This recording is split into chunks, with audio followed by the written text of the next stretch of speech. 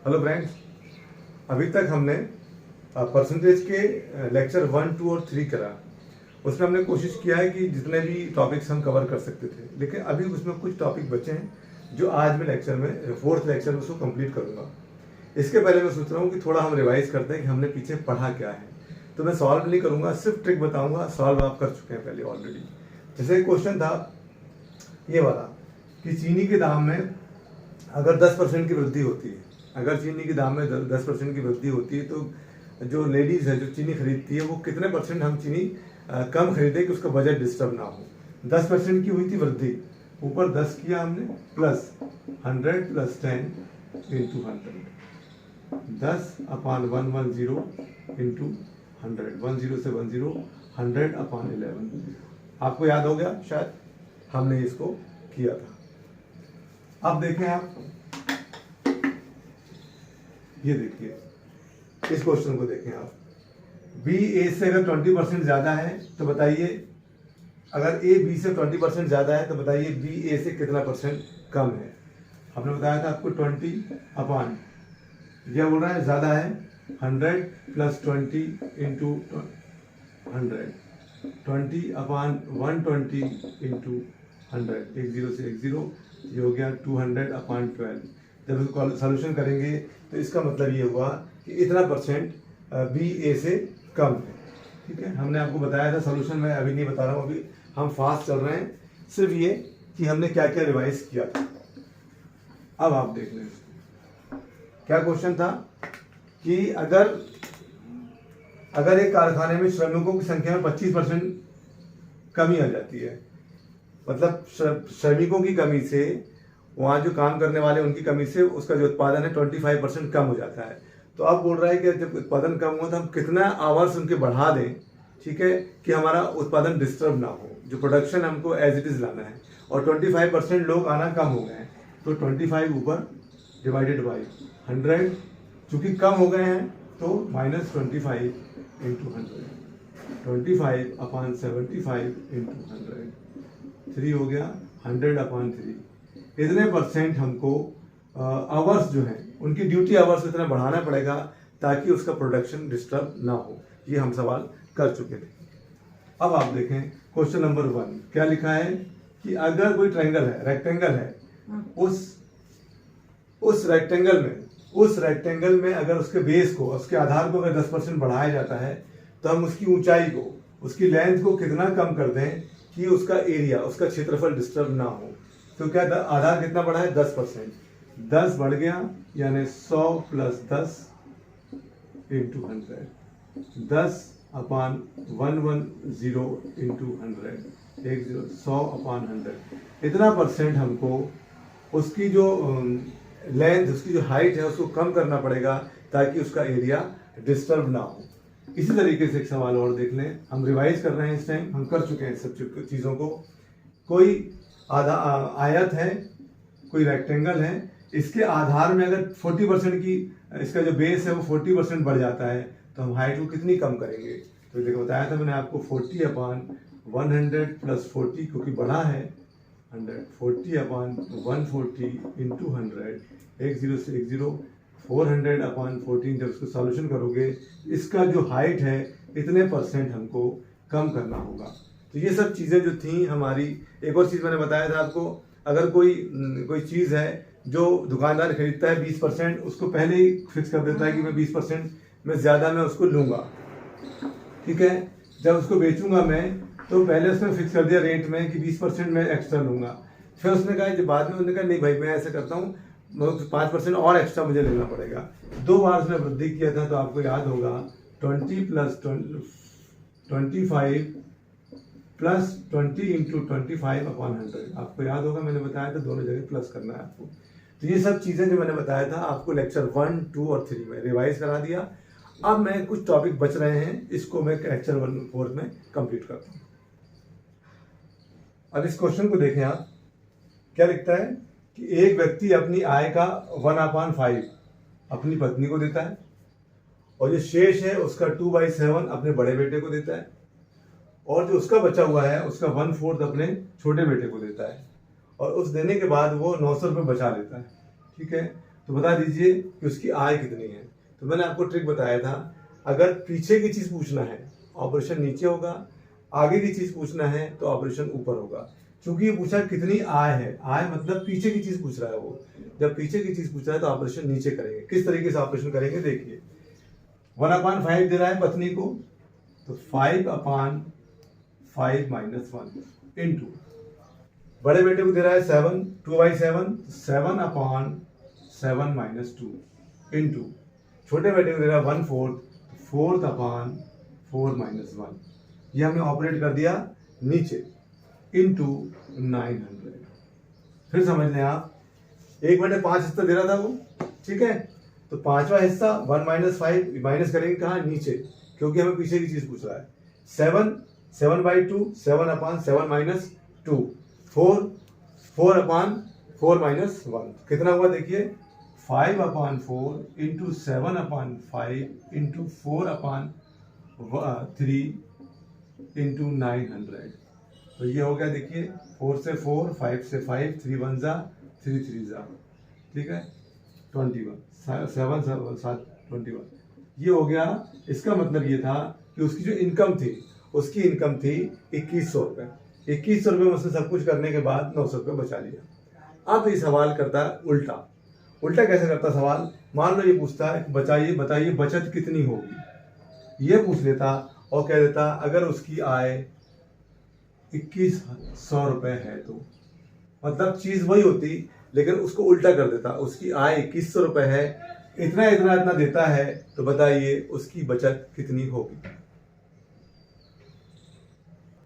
अब देखिए क्या पूछा उसने कह दिया है कि आय दी हुई है और बचत पूछा है कि बचत कितनी होगी। आय दी हुई है, आगे की चीज पूछ रहा है, ऑपरेशन हम ऊपर करेंगे। कैसा ऑपरेशन करेंगे देखिए, 5 - 1/5 ऊपर ऑपरेट कर दिया, 7/2, 7 - 2/7 फिर ऑपरेट ऊपर कर दिया, 1/4, 4 - 1/4 हमने ऑपरेट कर दिया ऊपर, और आखिरी में लिख देंगे हम कितना, उसकी इनकम 2100 रुपये। तो ये हो गया 4/5 इंटू 5/7 इंटू 3/4, 4 से 4, 5 से 5, और ये है 21, ठीक है, 7 3 जा 21। तो 900 रुपये उसकी बचत होगी। यानी याद रखिए आप, अगर आगे की चीज पूछेगा तो ऑपरेशन ऊपर कर दीजिएगा, और नीचे की चीज पूछेगा ऑपरेशन नीचे कर दीजिएगा। इस तरीके से सलूशन निकलेगा। अभी सवाल देखें, किसी वस्तु की कीमत 10 रुपए से घट के 8 रुपए हो जाती है। 10 रुपए से घट के अगर 8 रुपए हो जाती है, तो कोई व्यक्ति उसकी खपत में कितने % की वृद्धि करे कि उसका बजट डिस्टर्ब ना हो, ये क्वेश्चन है। हमें 10 से घट के 8 हुई है, ठीक है, तो जो होती है, ठीक है, जो रेट आज आखिरी का आएगा हम कंपेरिजन उससे करेंगे। पहले कितनी, 10 - 8 डिवाइडेड बाई 8 इंटू 100। रूल बना दीजिए, जो कमी आएगी उससे कंपेरिजन होगा, ठीक है। तो ये हो गया 2 8 100 2 4 4 25।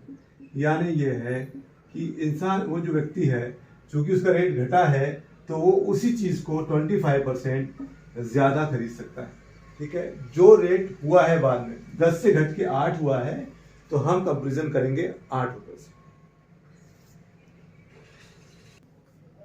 ये सवाल देखिए आप, किसी वस्तु की कीमत जो है 20 रुपए से बढ़कर हो जाती है 30 रुपए, तो कोई व्यक्ति उसकी खपत में कितने % की कमी कर दे कि उसका बजट खराब ना हो। 20 रुपए से बढ़ के हुई है 30 रुपए, जो हुआ है कंपेरिजन उससे होगा, ठीक है। तो ये हो गया 20 - 30 डिवाइडेड बाई 30 इंटू 100। हमने 30 नीचे जो किया वो क्या किया, कंपेरिजन उससे जो हुआ है उससे कंपेरिजन। 10 30 100 10 से 10 100/30 यानी कि 33%।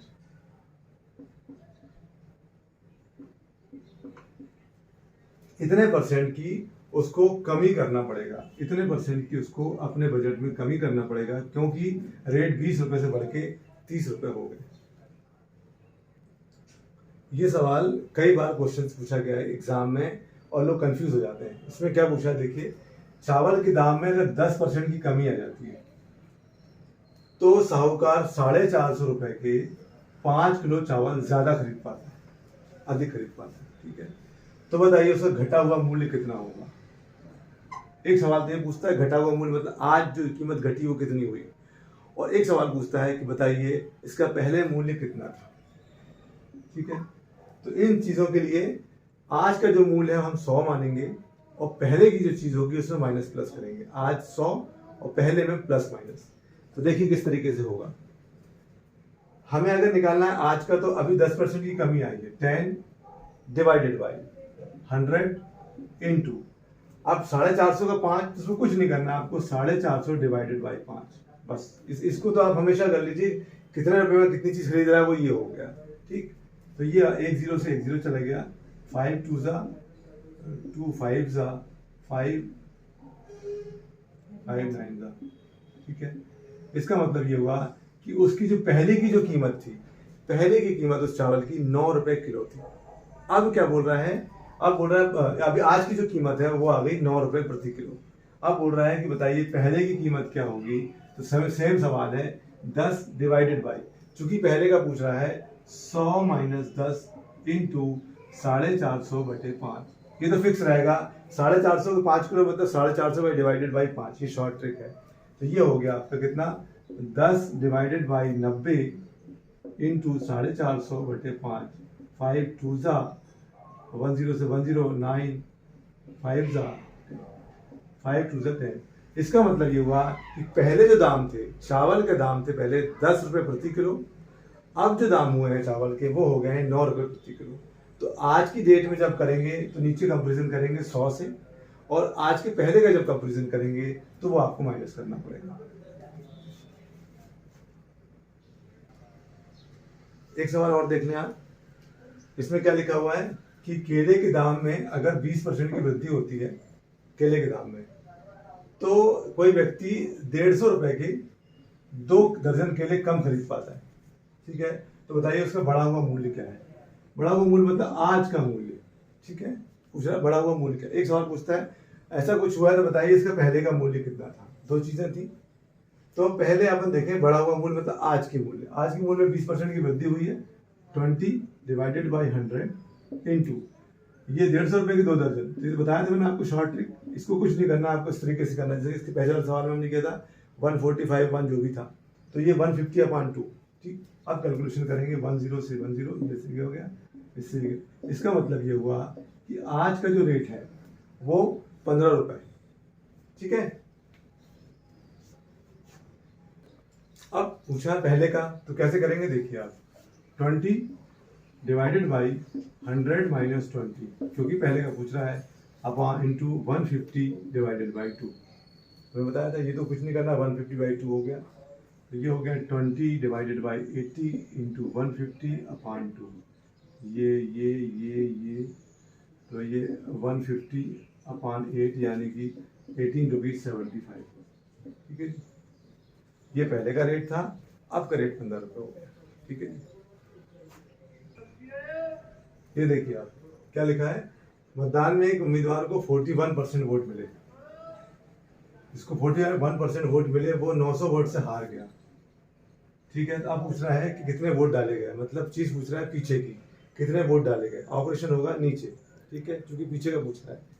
तो ऊपर तो लिख दिया हमने 100 डिवाइडेड बाई, इसको मिले 41% इसको मिले। इसका मतलब हारने वाले, जीतने वाले कितने मिले 59%, क्योंकि 100% अगर माने तो उसको मिले हैं 59 और इसको मिल गया 41। कितने का फर्क है, फर्क है 18 वोट का। ठीक है, तो यहाँ हम लिखेंगे 59 माइनस 41 इंटू कितने वोट थे 900। ये क्या था, जीतने वाले को 59 मिले, इसको 41 मिले। अंतर कितना था 100, अंतर था 18 का, इंटू 900। 18 पंचे 90, यानी कि उस इलेक्शन में जो वोट पड़े थे वो 5000 वोट पड़े थे। यानी ऊपर ऑपरेशन नीचे करेंगे हम 100 डिवाइडेड बाय जो अंतर था। अब एक सवाल और देख लें, मतदान में एक उम्मीदवार को 60% वोट मिले और वो 600 वोट से जीत गया, तो बताइए कितने वोट डाले गए थे। ठीक है, आप 60% उसको वोट मिले, यानी ऑपरेशन चूंकि कितने वोट डाले गए हैं मतलब पूरी पुरानी चीज पूछा है, तो हमें ऑपरेशन नीचे करना है 100 डिवाइडेड बाय। अब इसको मिले हैं 60% और हारने वाले को मिले हैं 40%। अंतर कितना हुआ? 60 माइनस 40 इंटू जो जीत हार हुई है वो 600 वोट की हुई है, 600। ठीक है, ये हो गया 100 डिवाइडेड बाई 20 इंटू 600, 20 पंचे 100, 5 एकड़ 30, यानी कि उस इलेक्शन में कुल 3000 वोट पड़े।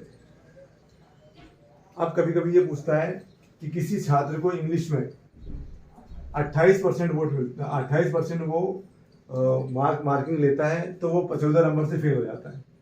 अगर 28% कवर करता है तो 14 से फेल हो जाता है। अगर वही छात्र 32% ले लेता है उस सब्जेक्ट में तो पासिंग मार्क्स से 18 नंबर ज़्यादा होते हैं उसके। तो बताइए उस एग्ज़ाम में इंग्लिश में उसके टोटल नंबर्स कितने थे, कितने नंबर का टेस्ट था इंग्लिश का, ये है। ठीक है, तो हम जब मल्टीप्लाई करते थे उसका नहीं दिया, इसमें क्या दिया है देखो, चूंकि टोटल नंबर पूछा है पीछे की चीज़ तो ऑपरेशन हमको नीचे करना होगा। तो 100 डिवाइडेड बाई, ये देखिए आप, ये 14 है और ये 8 है, फर्क कितने का है देखिए जरा, 4 का फर्क है, इनटू ये 14 से वो फेल हुआ था और 18 नंबर ज़्यादा हो जाते। ये देख लीजिए आप किससे मल्टीप्लिकेशन कर रहे हैं, फर्क जो पड़ रहा है 14 और 18 का है। इसका मतलब हुआ 100 डिवाइडेड बाई 4 इंटू ये हो गया 32, 32, यानी कि इंग्लिश में जो नंबर थे वो 800 थे। आपको समझने वाली बात यह है कि इससे फेल हुआ है, इससे पास हुआ है, दोनों का अंतर हमने देख लिया कितना है। ठीक है, और इस तरीके से हम कंप्लीट करेंगे। ये क्वेश्चन में होमवर्क है आपका, अपने आप खुद कर सकते हैं आप। इसने बोला है कि साइंस में अगर 37.5 लिया उसने, 68 नंबर से फेल हो गया, और 47.25 लेता तो जो पासिंग मार्क्स थे उससे 49 नंबर ज़्यादा होते उसके। तो बताइए साइंस में कितना नंबर था? तो 100 बताया आपको मैंने, डिवाइडेड बाई 37.5 माइनस 47.25, ये हमने दोनों का डिफरेंस निकाल लिया। और अब जो अंतर है कितना मार्क्स का, 68 से फेल होता है, 49 से पास होता है। इस तरीके से दोनों को टोटल कर देंगे, जब सॉल्व करेंगे तो आपका आंसर आएगा कि साइंस में 1200 नंबर का पेपर था। इस तरीके से मैंने परसेंटेज का चैप्टर वाइज कोशिश किया पूरा चैप्टर्स को कवर करने के लिए। फिर भी अगर आपको कुछ लगता है कि मेरा कोई चैप्टर छूट गया है या कोई सवाल नहीं बन रहा है, आप कमेंट्स बॉक्स में मुझसे पूछ सकते हैं सवाल को। इस तरीके से मैंने परसेंटेज कंप्लीट किया। अब नेक्स्ट वीडियो किसी नए टॉपिक को बनाऊंगा। Thank you very much.